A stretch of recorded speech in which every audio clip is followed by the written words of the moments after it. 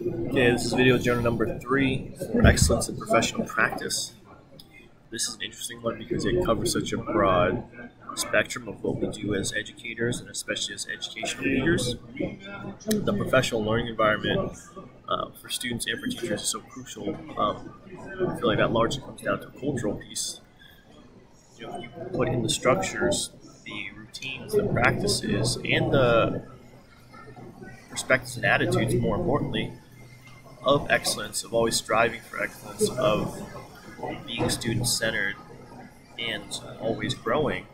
And of course, that's much easier said than done. I think that's one of the core pieces that most schools struggle with, especially those schools that have the personnel, have the resources, has the facility, but is just struggling to turn that corner towards excellence, towards being,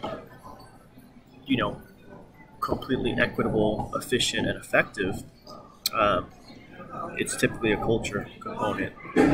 So let's dive into this ISTE, allocating resources, time, and access to ensure ongoing professional growth and technology fluency and integration. I feel like schools are always rounding the bend, racing around the track to get on that inside lane, to being relevant, to being up to date and truly immersive and inclusive of all the amazing technological advances that our society has to offer. I think being professionally rigorous for adults helps create that culture of high effectiveness and excellence. But you have to be deliberate and it has to be intentional with that time. Teachers, especially new teachers, have to be given the space and the structure to seek self-growth professionally and also collaborate with their peers in order to glean knowledge from all the amazing resources that are abound within any school, as long as it's offered the ability to show itself. So that speaks to part B, learning communities. We all have heard of PLCs and collaborative time and staff meetings, but I feel like very few schools actually maximize the use of those PLCs. And again, that goes back to those high standards of adult culture, which actually leads to part C, effective communication and collaboration among stakeholders using digital age tools. I know from experience, there's got to be multiple modes of communication. You can't just simply rely on, the weekly newsletter or the PA system announcements or even, school website updates, because everyone intakes information differently. Everyone has their preferred method of being updated and absorbing news. So I feel you have to do all those things. This is especially true for parents and students, but definitely true for educators as well.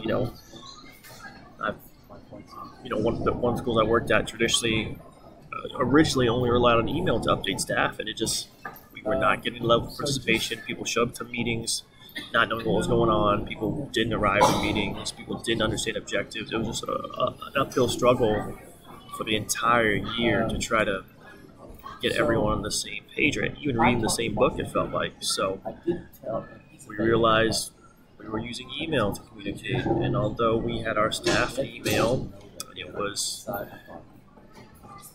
communicated and recommunicated and reviewed. People didn't follow along. The audience was lost. So all this speaks to educational, what's the term I'm looking for? Professionalism. I guess an environment of professionalism in the sense that you should always have a desire to learn more, be truly lifelong learners.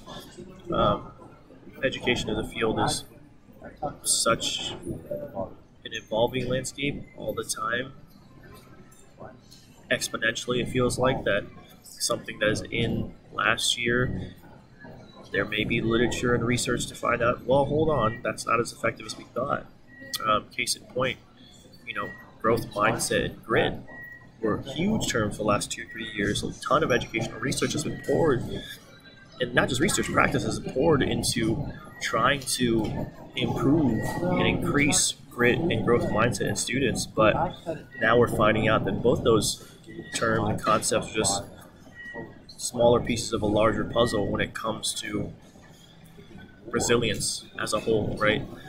The school I'm leaving and the school I'm coming to are both really diving deep into ACEs right now, adverse childhood experiences, and I think it's an amazing thing because I do feel on some foundational level that is at the crux of the issues we face in education and maybe in larger part society. So we are thinking of bringing in outside resources, clinical researchers and educators who have done the hard work of studying and analyzing the data to inform us and then educate our staff about adverse childhood experiences and how they affect youth that turn into adults and what that means for us in the education landscape.